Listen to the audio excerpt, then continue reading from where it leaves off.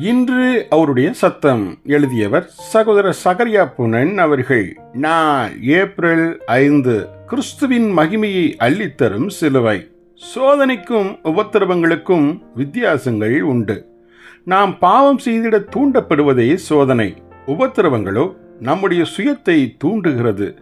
பாவத்தை கருப்பு நிறமாக காணும் அநேக கிறிஸ்தவர்கள் சுயம் அல்லது தங்கள் சொந்த ஜீவனாகிய சுய விருப்பங்கள், சுய உரிமைகள், சுய கௌரவங்கள், சுய நியாயங்கள், சுய பச்சாதாபங்கள் ஆகிய இவைகளை பாவத்திற்கு இணையாய் கருப்பு நிறமாய் கண்டது இல்லை. ஏனெனில் தங்கள் நியாயத்திற்காக போராடுவதையும் உரிமைகளை தட்டி கேட்பதையும் சுய கௌரவம் இழக்காமல் பார்த்துக் கொள்வதையும் இவ்வுலகம் பாவமாக கருதுவது இல்லை. சோதனையில் அடைந்திடும் மாம்சத்தின் மரணம் பாவத்தை ஜெயித்திட நடத்துகிறது. உபத்திரவங்களில் அடைந்திடும் சுயத்தின் மரணம் கிறிஸ்துவின் மகிமையை அல்லது அவருடைய சாயலை நமக்கு கொண்டு வருகிறது. நமக்கு முன்னோடியான நம் கேப்டன் இயேசு கிறிஸ்து தேவனுடைய கிருபையினால் முழுமையாக மரணத்தை, இந்த இருவகையான மரணத்தையும் ருசித்தார் என எபிரெயர் 2:9 வாசிக்கிறோம்.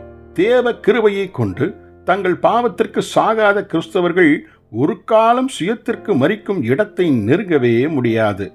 தண்டில் சேவகம் பண்ணுகிற நமக்கு, இயேசு கிறிஸ்துவின் இராணுவத்தில் இணைந்திருக்கும் நமக்கு, இவ்வுலக வாழ்வின் பல்வேறு சூழ்நிலைகளுக்குள்ளும் பாடுகளுக்குள்ளும் பிரவேசிக்கும் போதுதான் யுத்தம் ஆரம்பிக்கிறது. இந்த யுத்தம் மனுஷர்களையும் சூழ்நிலைகளையும் எதிர்த்து நடத்தும் யுத்தம் அல்லவே அல்ல. நாமோ எல்லா சூழ்நிலைகளுக்காகவும் எல்லா மனுஷர்களுக்காகவும் ஸ்தோத்திரமே செய்கிறோம். ஆம், மனுஷர்கள் மூலமாய், சூழ்நிலைகள் மூலமாய் நமக்குள்ளிருந்து எழும்பும் வலிமையான சுயத்தை எதிர்த்தே யுத்தம் செய்கிறோம்.